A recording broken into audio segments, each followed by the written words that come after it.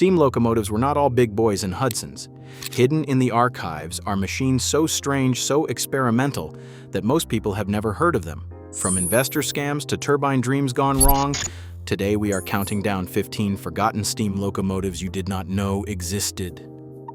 Number 15. Holman Horror Locomotive, 1897. Baldwin Locomotive Works delivered what looked like a normal 440, except the driving wheels sat on top of smaller wheels, which sat on top of even smaller wheels. 3 layers stacked like a mechanical nightmare. William Jennings Holman claimed his speeding truck would double locomotive speed through gearing. Small wheels turn faster, so stack them, except that is not how physics works. The Holman Locomotive Speed Truck Company sold stock for $25 per share.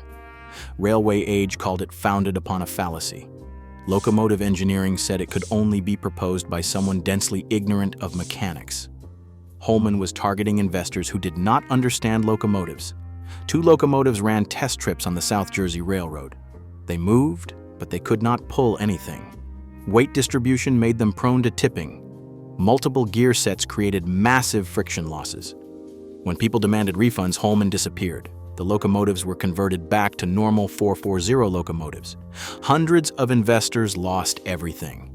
Railway and Locomotive Engineering wrote that investing in this was like throwing a gold coin over Niagara Falls. The Holman horror proved that sometimes the most forgotten locomotives deserved to be forgotten. Number 14. LNERW1 Hush Hush, 1929.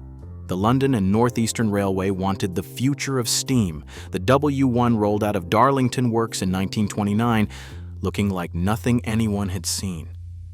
A smooth casing hid everything underneath. Engineers were sworn to silence. The press called it Hush Hush. Inside that shell was Britain's boldest gamble. Inside that shell was a water tube boiler borrowed from warship design, operating at 450 pounds per square inch.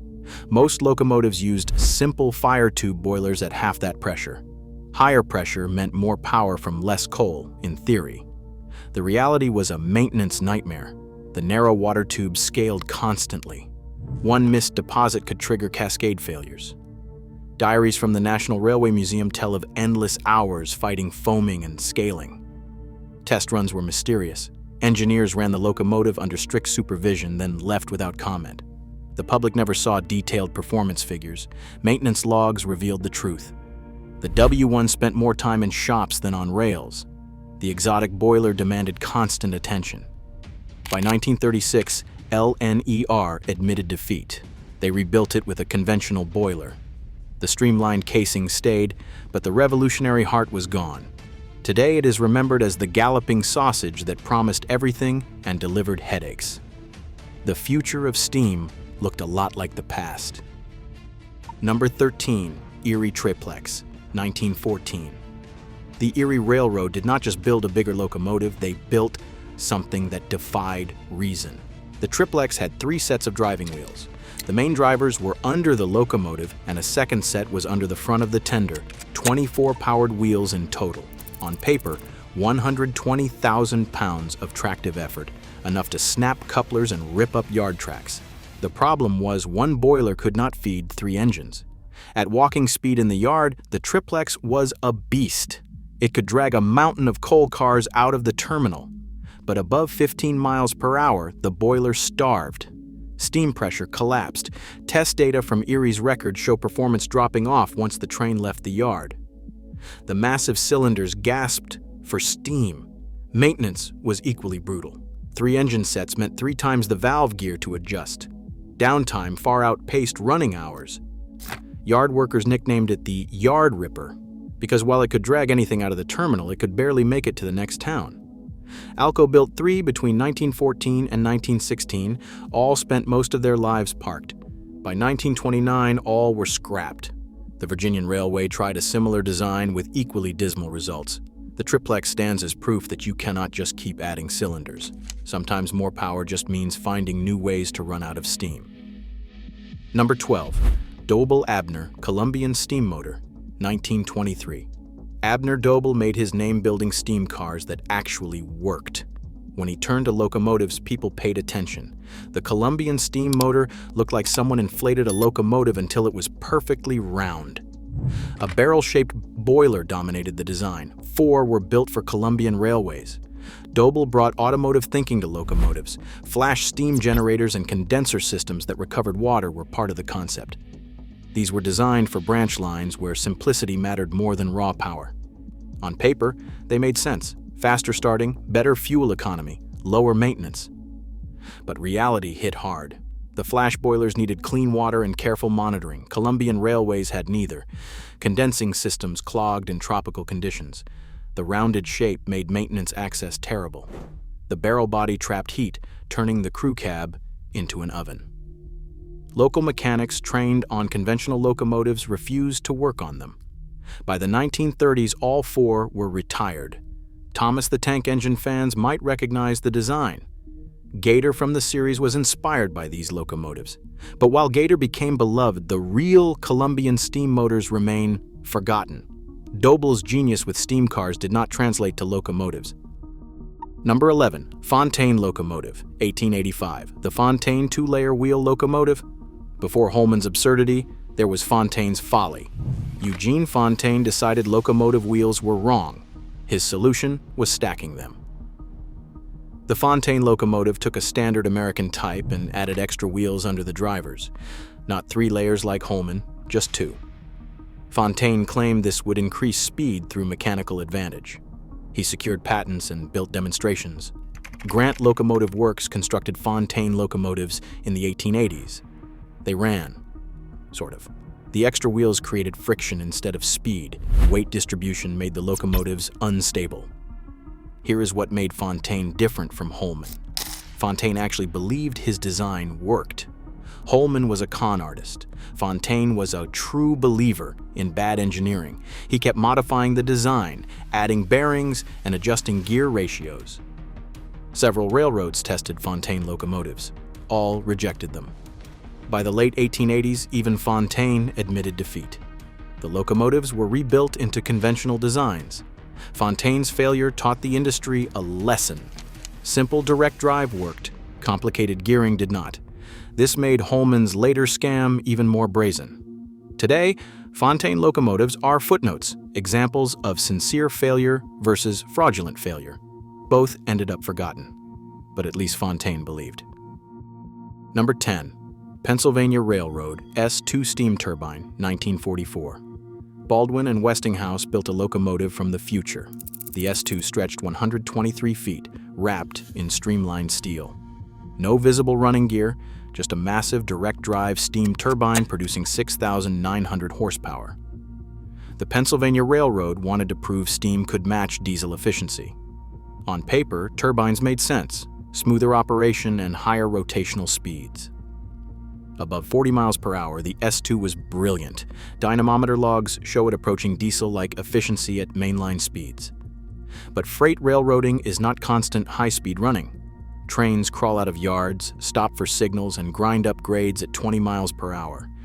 At these low speeds, the S2 was a disaster. At 20 miles per hour, the S2 devoured coal and water 2 to 3 times faster than a standard 2.8-4. Turbine efficiency plummeted below 25%. Engineers noticed the difference instantly. The S2 was eerily quiet at speed, but all steam and no go at a crawl. The S2 ran for just a few years before being sidelined in 1949, scrapped in 1953. Today it is remembered as the locomotive that proved turbines needed constant speed to work. The railroad needed locomotives that could do everything. The S2 could only do one thing well. Number 9. Chesapeake and Ohio M1 steam turbine, 1947. If the Pennsylvania S2 was ambitious, the C&O M1 was audacious. This was not just a turbine locomotive, it was a coal-fired mobile power plant. Inside a long shell, a coal-fired boiler made steam. Steam spun 2 turbines. Turbines powered electric generators. Generators fed traction motors on every axle. Steam turbine electric, 3 technologies in one locomotive. The C&O called it the answer. What actually happened was a cascade of problems. Coal dust and ash found their way into the turbines. These fine particles coated turbine blades, clogging passages and grinding down delicate parts. Maintenance logs read like horror stories. Turbines fouled, generators ran hot, traction motors tripped out. The streamlined casing trapped smoke and heat inside, turning the engine room into a furnace. Crew reports tell of electrical cabinets hot enough to scorch a hand. Cooling fans never seemed strong enough. The M1 could haul heavy trains at speed, but the cost was constant breakdowns. Coal ash wore down the turbines faster than expected. Test runs showed potential, but potential does not pay the bills. The M1 ran for less than 5 years before the C&O gave up. It was scrapped in the early 1950s. Today it stands as proof that even the most ambitious hybrid can be brought down by dust. Number 8. Norfolk and Western John Henry, 1954. The last gasp of steam came in a machine that looked nothing like its ancestors. Norfolk and Western's John Henry stretched nearly 161 feet. It was a boxy shell that had more in common with a diesel than with any classic steam engine. Underneath was a gamble no other railroad dared. A coal-fired steam generator fed a turbine, which powered electric traction motors on every axle. Norfolk and Western wanted to prove coal-fired steam could still compete. The idea was elegant: smooth turbine pull, electric drive, flexibility, and cheap coal fuel. In practice, John Henry became a rolling laboratory for everything that could go wrong. Coal dust crept into turbine blades and generator windings. Maintenance diaries from Roanoke shops are filled with notes about clogged filters, burnt-out motors, and turbine failures. The controls were a nightmare, a maze of switches and the gauges more airplane cockpit than a locomotive cab. Despite its size and promise, John Henry spent more time in the shop than on the rails. In less than 3 years, it was retired. Press releases from 1958 read like a quiet obituary. Coal-fired innovation had ended. John Henry was more than just an experiment. It was the final, towering statement of faith in steam. When it failed, it drew the curtain on a century of coal, fire, and ambition. Number 7. Bullitt Leader, 1949. Post-war Britain was desperate to modernize, and steam had to fight for its place on the rails. Enter Oliver Bullitt's vision: a locomotive that looked like a diesel and tried to act like one. The Leader was fully enclosed and double-ended, oil-fired with a mechanical stoker. The wheels and drive gear were boxed inside a metal shell. In theory, that meant cleaner lines, less crew exposure, and easier operation. Just drive from either end, no need to turn the engine, but the reality inside the Leader was far from comfortable. Heat built up in the sealed body, filling the cab with stifling air and engine fumes. The crew sweated through shifts with poor visibility and almost no fresh air. Maintenance teams crawled through tight, greasy corridors to reach the wheel sets. The very enclosure designed to keep things modern made everything worse. LE Union minutes from 1950 are filled with complaints about working conditions and the near impossibility of keeping the machinery clean or cool. The Leader ran a handful of test trains. By 1951, the experiment was over. Every unit was scrapped. The bold dream was buried under a mountain of maintenance logs and union grievances. The Leader proved you could disguise a steam locomotive in diesel clothing, but you could not make it live like one. Number 6. The Baldwin Centipede, 1945. Baldwin Locomotive Works built something equally strange. The Centipede was diesel-electric, and it belongs here because of its turbine-inspired design philosophy. The Model DR-12 8-1502 Centipede stretched 92 feet long with 12 powered axles, 2 diesel engines, 2 generators, 12 traction motors, all crammed into one massive unit that looked like it had too many wheels. Pennsylvania Railroad and Seaboard ordered them hoping for freight-hauling monsters. What they got were maintenance nightmares. The transmission system was impossibly complex. Power had to flow from 2 engines through 2 generators to 12 motors. Any failure left the entire locomotive crippled. Crews hated them. The ride was rough. The cab was noisy. The layout was awkward. Mechanics despised them even more. Access to components required disassembling half the locomotive. The multiple axles meant constant wheel wear and adjustment. By 1953, just 8 years after introduction, Pennsylvania was retiring them. Seaboard followed soon after. Most were scrapped by 1960. The Centipede proved that complexity alone does not create reliability. Sometimes 12 powered axles are worse than 6. The name was perfect. Like its namesake, it had too many legs, and nobody wanted it in their house. Number 5. Sentinel Camel Steam Rail Car, from the 1920s to the 1930s. The British railways of the 1920s faced a problem. Branch lines needed service but could not justify full locomotive-hauled trains. The solution seemed simple. Put a small steam engine inside a rail car. The Sentinel Camel rail car looked like a bus on rails. A vertical water tube boiler sat in one end. The engine drove through chains and gears. Passengers sat in the middle, hopefully far enough from the boiler to avoid being cooked. The vertical boiler took forever to raise steam. The chain drive required constant adjustment. The ride was bouncy. The noise was terrible. Passengers complained about heat, vibration, and the general sense that they were riding in a mobile boiler room, which they were. Maintenance was equally problematic. The compact design meant everything was crammed together. Want to service the engine? First remove the seats. Several British railways tried them in the 1920s and the 1930s. The London, Midland, and Scottish Railway operated a fleet. The Southern Railway tested them. All eventually gave up. By the late 1930s, diesel railcars had proven far more practical. The Sentinel Camel steam railcars were quietly retired. Most were scrapped. A few survive in preservation as examples of good ideas that did not quite work. Number 4. The Kitson Still Steam Diesel Hybrid, 1926. In 1926, Kitson and Company tried to have it both ways. The Kitson Still locomotive was not purely steam or diesel, it was both simultaneously. Its 8 cylinders could run on steam at low speeds, then switch to diesel combustion at higher speeds, or run on both at once in a hybrid mode that made engineers' heads hurt. The theory was brilliant. Use cheap coal to make steam for starting, then switch to diesel fuel for efficient high-speed running, and get the advantages of both. The reality was a nightmare. The cylinders had to withstand both steam expansion and diesel combustion. The cooling system had to handle drastically different heat loads depending on mode. The fuel system needed to switch seamlessly between a coal-fired boiler and diesel injection. Crews needed to understand steam operation and diesel operation, plus the complex switching between modes. One locomotive was built in 1926. It ran trials on the London and Northeastern Railway. The tests showed the concept worked, sort of, but reliability was terrible. The hybrid system was too complex. Maintenance costs were double those of conventional locomotives.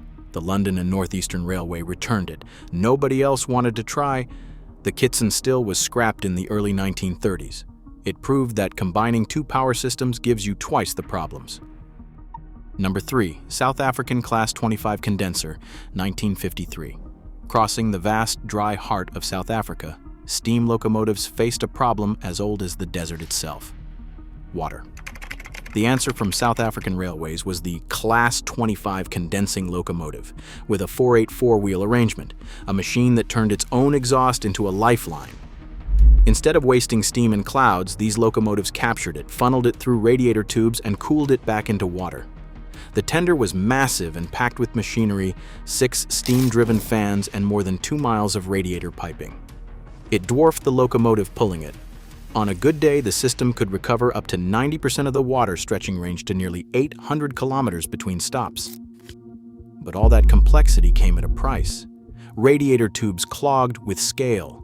Fans demanded constant attention. The sheer weight of the tender wore down the rails.